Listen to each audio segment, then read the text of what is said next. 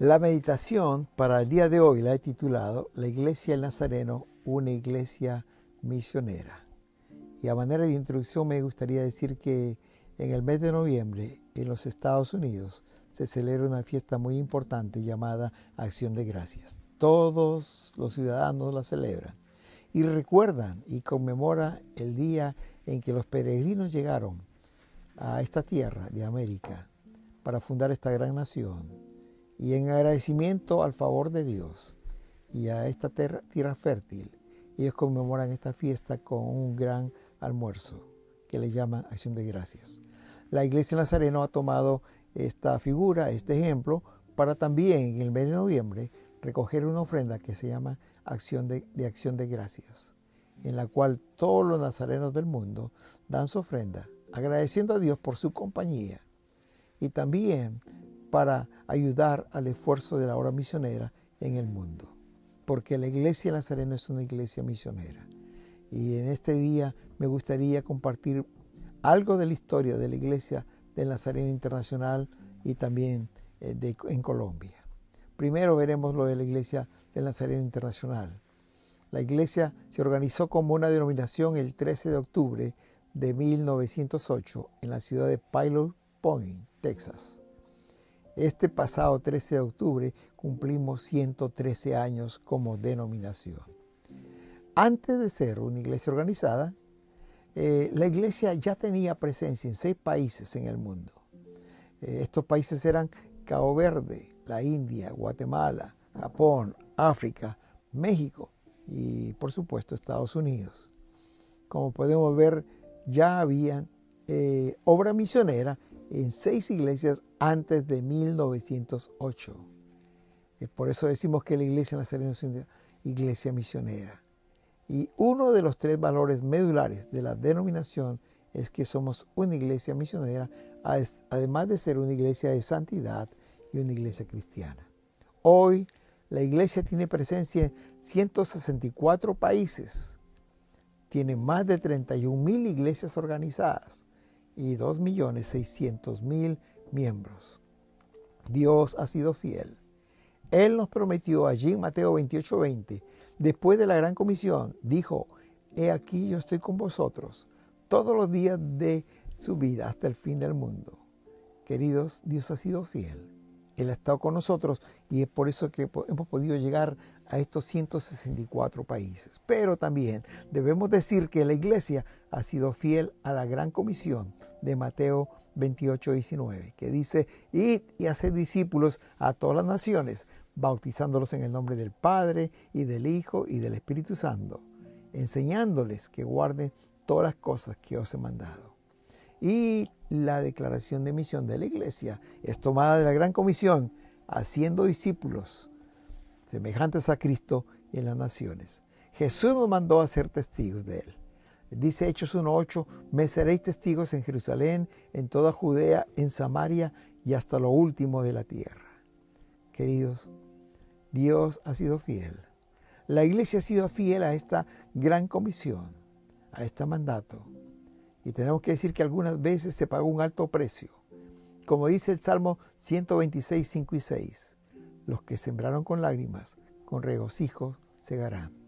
Irá andando y llorando el que lleva la preciosa semilla, mas volverá a venir con regocijo trayendo sus gavillas. Muchas veces, en el intento de llevar el evangelio al mundo, la iglesia sembró el evangelio con lágrimas. Fueron andando y llorando esos primeros misioneros, llevando esta preciosa semilla, pero volvieron con regocijo, trayendo estas cosechas, sus gavillas. Dice la palabra, con regocijo segarán. Y hoy en muchos lugares estamos cosechando lo que ellos sembraron. La meta es clara, hasta lo último de la tierra. Y es lo que está tratando de hacer la iglesia. Ya estamos en 164 países de los 193 países reconocidos por la ONU que hay en el mundo. Solo nos faltaría entrar a 29 países. Y si el Señor no ha venido antes, ojalá podamos llegar a estos 29 países. En este punto de la historia podemos decir gracias al Señor por su palabra. Esta semilla poderosa que da fruto. Gracias a Dios por su compañía. Gracias a Dios por la dirección de su Espíritu Santo que guía a su iglesia. Y gracias también a Dios por los líderes que nos dio, que fueron fieles al llamado y a la gran comisión. Hoy, queridos, sus vidas nos inspiran y nos desafían a seguir adelante e imitar su ejemplo. También veremos algunos datos de la historia del Nazareno en Colombia. Esta llegó a Colombia en el año 1975, es decir, hace 46 años. El primer misionero fue el reverendo Dean Galloway y su esposa. Ellos llegaron a la ciudad de Bogotá, pero al poco tiempo de su estadía en Colombia, el reverendo Galloway se enfermó y descubrieron que tenía cáncer en estado avanzado. Poco tiempo después él tuvo que regresar a los Estados Unidos, no sin antes predicar la palabra de Dios a los colombianos. Él salía por las calles a entregar tratados y hablar del amor de Dios. Y también él logró inscribir a la iglesia ante las entidades del gobierno colombiano. La iglesia no quedó allí, hermanos, sino que la Iglesia Internacional envió otros misioneros más, entre ellos el reverendo Samuel y Evelyn Obando. Al poco tiempo de estar aquí en Colombia, años después, el reverendo Obando se estrelló con su carro en Bogotá y estuvo en coma por un tiempo, lo cual lo obligó a regresar a los Estados Unidos. Vale la pena decir que el reverendo Obando fue a Cali como misionero para abrir la iglesia allá. Sembró la semilla y hoy da un fruto abundante en ese lugar. Años después, en los años 80, más adelante, el hermano Fred Parker, quien fue un historiador en la iglesia, escribió un libro misionero de la iglesia del Nazareno en Latinoamérica. Y al referirse de la iglesia del Nazareno en Colombia dijo: a juzgar por los primeros acontecimientos ocurridos con la iglesia del Nazareno en Colombia, esta estaba destinada al fracaso. Él se estaba refiriendo a la muerte prematura del fundador, el hermano Galloway, pero también al accidente automovilístico del hermano Obando. Hermanos, pero la iglesia siguió adelante. La iglesia internacional siguió enviando más misioneros. Y los primeros líderes nacionales asumieron la misión con un gran compromiso. Ellos demostraron un gran amor a Dios y compromiso con su obra. La iglesia en el año 75 empezó el ministerio en Bogotá, pero el año 82, con una gran visión de los líderes en ese tiempo, extendieron el ministerio a la ciudad de Cali y en el año 89 a la ciudad de Medellín. En los años 90 iniciaron contactos con Bucaramanga y también Manizales, la zona del eje cafetero. Después del año 2000, la iglesia llegó a otras ciudades importantes de Colombia, a lo largo y ancho del país. Hoy tenemos 92 iglesias organizadas y más de 25 millones, 25 misiones. Algunas de ellas están a punto de ser organizadas como iglesias. Tenemos, gracias a Dios, más de 22,000 miembros. Y sin duda, hay mucho terreno por conquistar, muchas ciudades por conquistar y muchas iglesias por organizar. Pero como el profeta Samuel, podemos decir hoy, Ebenezer, hasta aquí nos ayudó Jehová. 1 Samuel, capítulo 7, versículo 12. En la palabra de Dios, hermanos, encontramos en el libro de los Hechos la forma como Dios guía a su iglesia. Yo puedo decir con seguridad que antes que la iglesia nazareno fuera organizada como una denominación, ya estaba en el corazón de Dios la iglesia nazareno. Él en su omnisciencia, Él sabía que íbamos a llegar a 164 países y más. Él podía ver a cada uno de los instrumentos que Él iba a usar, así como el hermano Phineas Brissi allí en 1908. Fue el primer superintendente, líder de la iglesia, y Dios lo usó para fundar la iglesia nazareno. Él también podía ver al hermano Dean Galloway viniendo a Colombia el año 75. Porque Él tiene un plan. Porque es el Señor quien edifica su reino, quien guía su iglesia. Y esta historia la encontramos en muchos pasajes del libro de los Hechos, como Dios fue edificando su iglesia. Pero en esta mañana, permítame referir al capítulo 16 del libro de los Hechos, cuando el apóstol Pablo y Silas inician el segundo viaje misionero. En el camino se les une a Timoteo. En Listra se une a este equipo. Y cuando llegó a cierto lugar, el apóstol quiso ir a Asia, pero la palabra dice que el Espíritu se lo prohibió. Y luego quiso ir a Bitinia y el Espíritu se lo impidió. Y leo para ustedes desde el versículo 8 hasta el versículo 15 esta porción que dice así. Versículo 8 dice: y pasando junto a Misia descendieron a Troas. Y se le mostró a Pablo una visión de noche, un varón macedonio que estaba de pie, rogándole y diciendo: pasa a Macedonia y ayúdanos. Cuando vio la visión, enseguida procuramos partir para Macedonia, dando por cierto que Dios nos llamaba para que le anunciásemos el Evangelio. Y zarpando pues de Troas, vinimos con rumbo directo a Samotracia, y al día siguiente a Neápolis, y de allí a Filipos, que es la primera ciudad de la provincia de Macedonia, y una colonia romana, y estuvimos en aquella ciudad algunos días. Y un día de reposo salimos fuera de la puerta, junto al río donde solía hacerse la oración, y sentándonos hablamos a las mujeres que se habían reunido. Entonces, una mujer llamada Lidia, vendedora de púrpura de la ciudad de Tiatira, que adoraba a Dios, estaba oyendo, y el Señor abrió el corazón de ella para que estuviese atenta a lo que Pablo decía. Y cuando fue bautizada, y su familia nos rogó diciendo: si habéis juzgado que yo sea fiel al Señor, entrad en mi casa y posad. Y nos obligó a quedarnos. Dice la palabra de Dios que el Espíritu Santo le prohibió a Pablo hablar la palabra en Asia y en Bitinia. El plan de Dios no era Asia, tampoco Bitinia, era la provincia de Macedonia. El versículo 8 dice que descendieron a Troas. Esta ciudad se convirtió en una ciudad importante para Pablo. La visitó varias veces e hizo amigos en donde se hospedaba. Casi al final de su carrera, escribiendo desde la prisión, Pablo le pide a Timoteo, en 2 Timoteo 4:13, trae cuando vengas el capote que dejé en Troas, en casa de Carpo, y los libros, mayormente los pergaminos. Ahora, Pablo se encuentra en esta ciudad de Troas sin saber cuál sería el próximo paso a seguir. Me lo imagino frustrado, un poco confundido, no sabiendo dónde ir, pero allí precisamente Dios le mostró una visión de noche. Imagino que fue un tiempo de oración o de meditación cuando Dios le mostró esta visión a Pablo. Y es muy interesante, queridos, porque Pablo recibió varias visiones en su vida y casi siempre fue de noche. En Hechos, el capítulo número 18, versículo 9, dice que entonces el Señor dijo a Pablo en visión de noche: no temas, sino habla y no calles.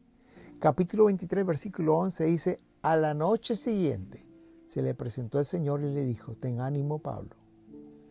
En el capítulo 27, versículo 23 dice: porque esta noche ha estado conmigo el ángel de Dios, de quien soy y a quien sirvo. Y esto, queridos, nos enseña que cuando somos sensibles a la voz de Dios, de alguna manera Dios nos mostrará su plan. Esta vez lo hizo a través de una visión. Pablo vio a este hombre macedonio. No dice cómo logró identificarlo como un varón macedonio. No sé si fue por la ropa o quizás por el tono de voz. Lo cierto es que este hombre, puesto de pie, le clamaba, le suplicaba, le rogaba a Pablo y le decía: pasa a Macedonia y ayúdanos. Este hombre estaba necesitando ayuda urgente.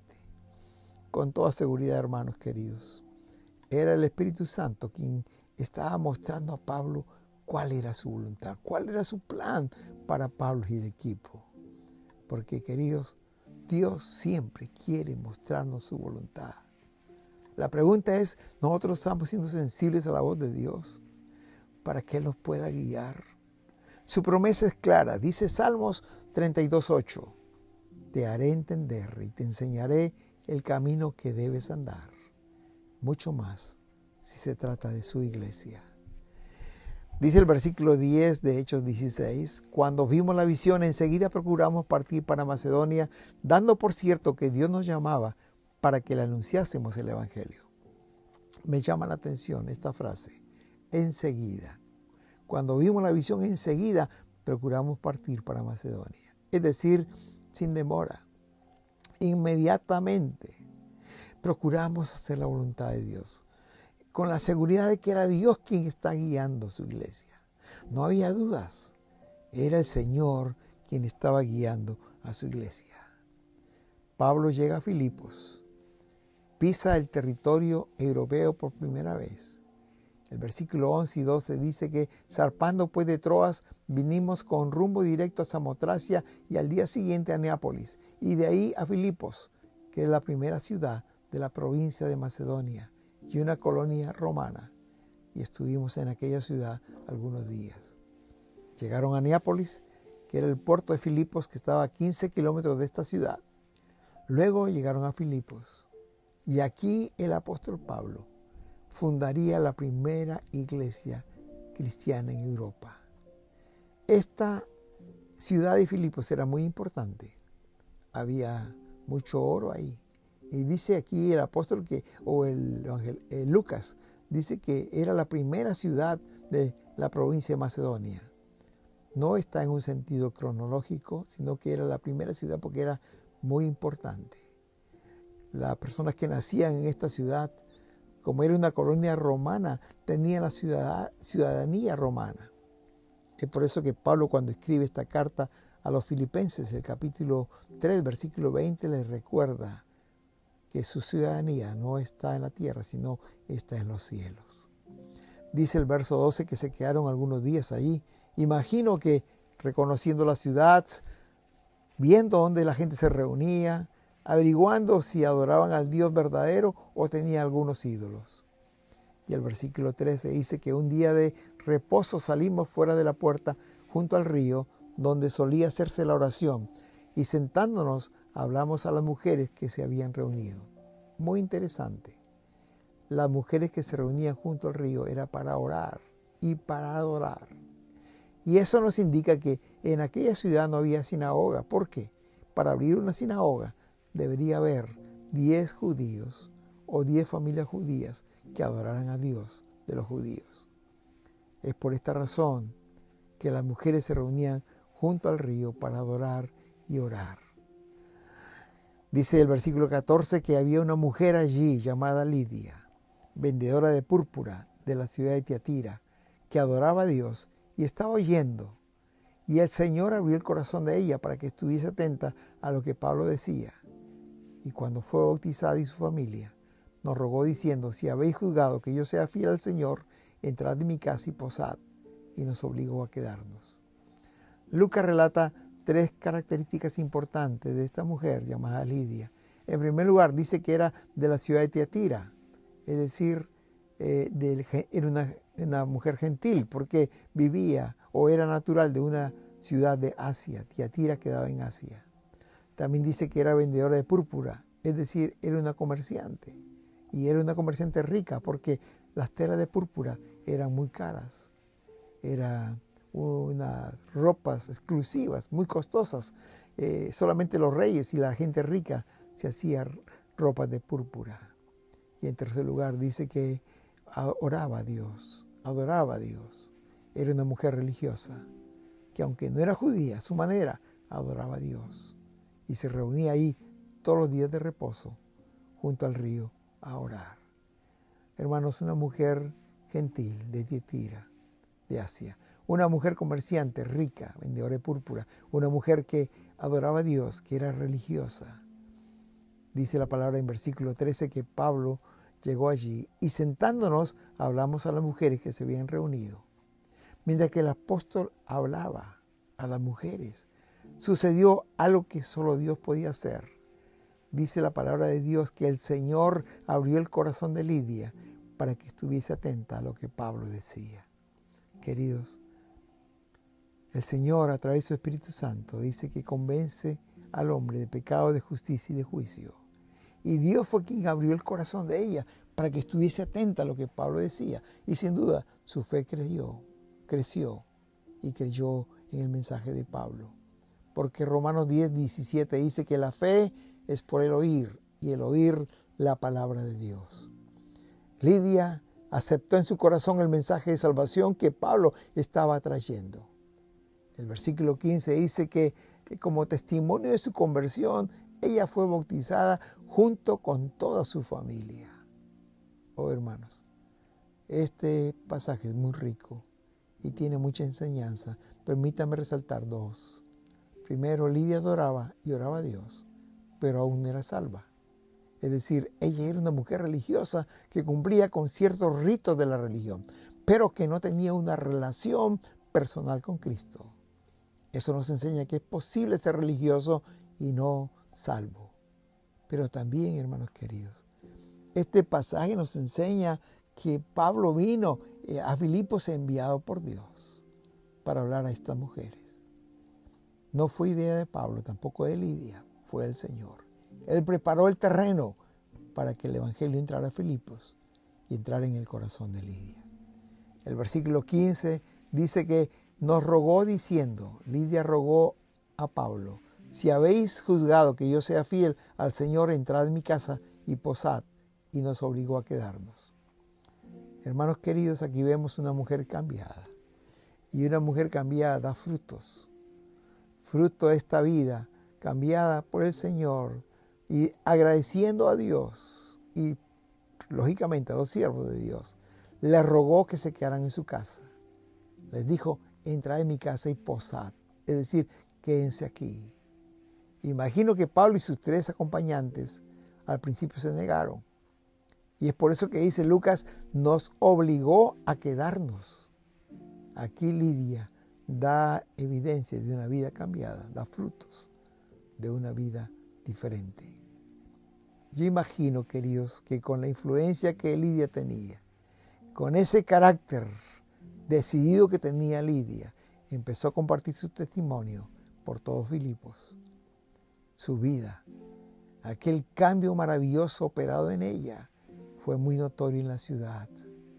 Lindo testimonio de esta ciudad, de esta mujer llamada Lidia. La primera convertida en Europa, hermanos.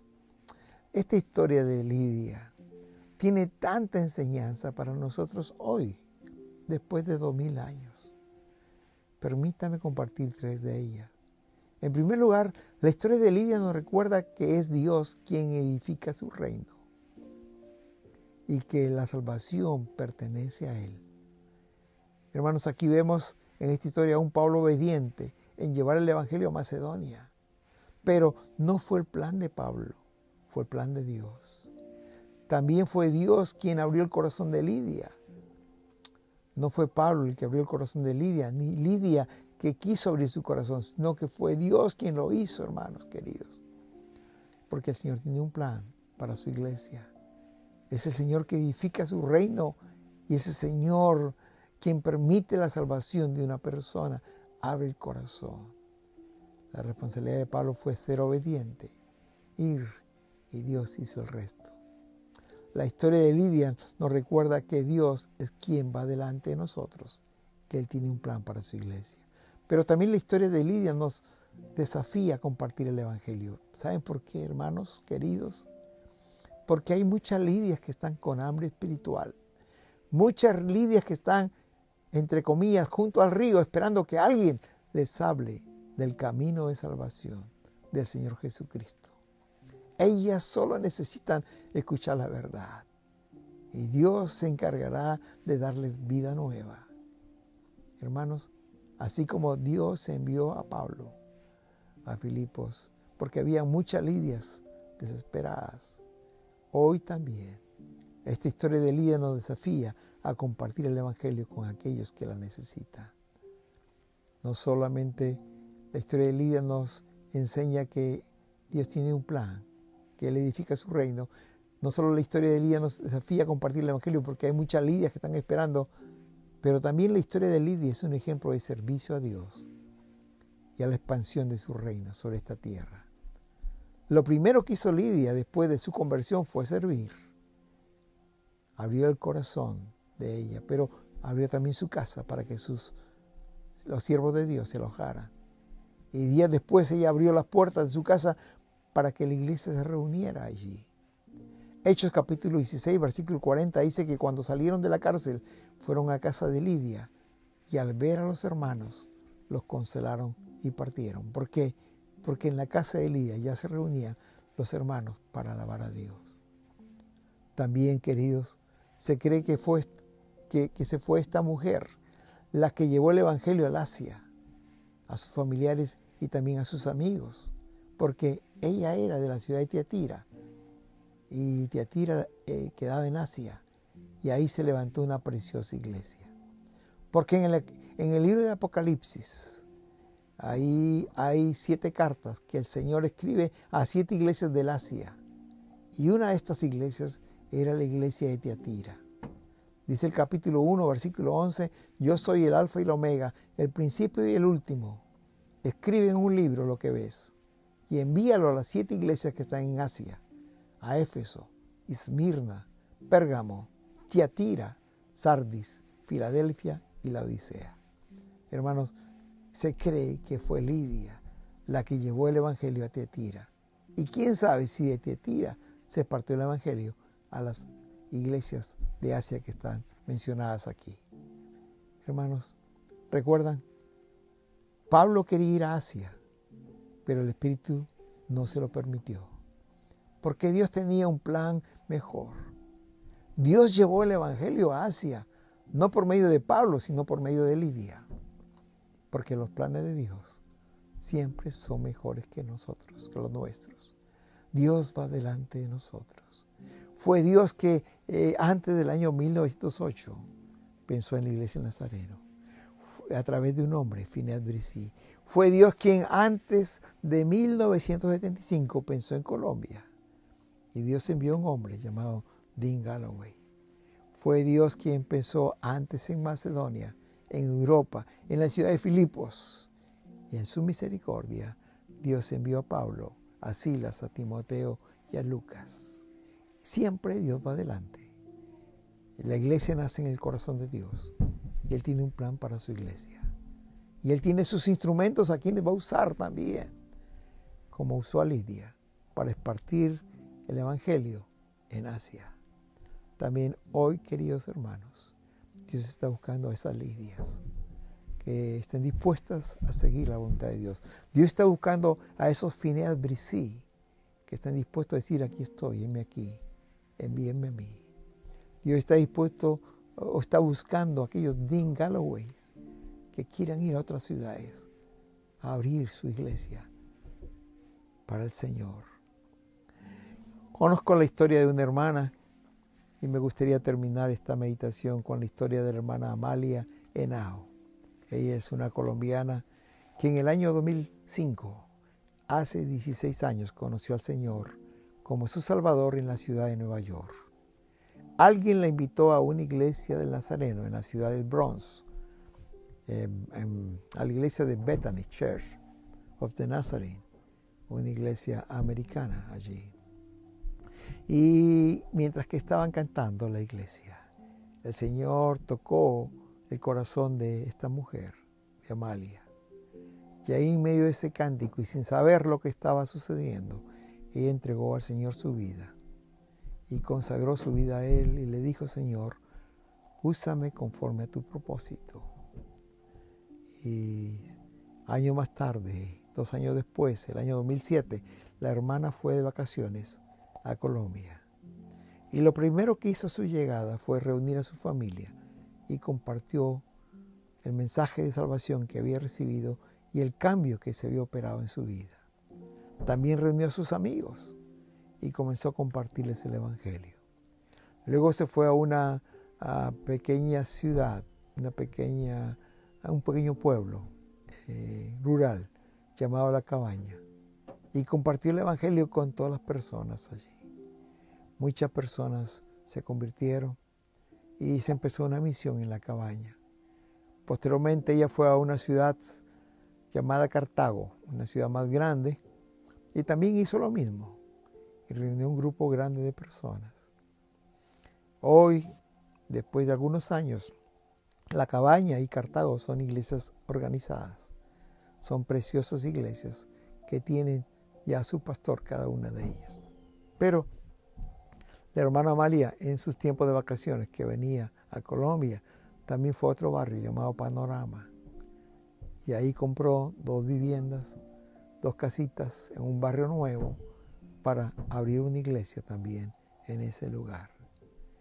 Ella estuvo dispuesta a venir desde Nueva York para compartir el Evangelio con sus familiares primero, luego con sus amigos y luego con la población. Y en estos años se han organizado 2 iglesias y hay una misión y sigue adelante en su deseo de compartir la palabra de Dios.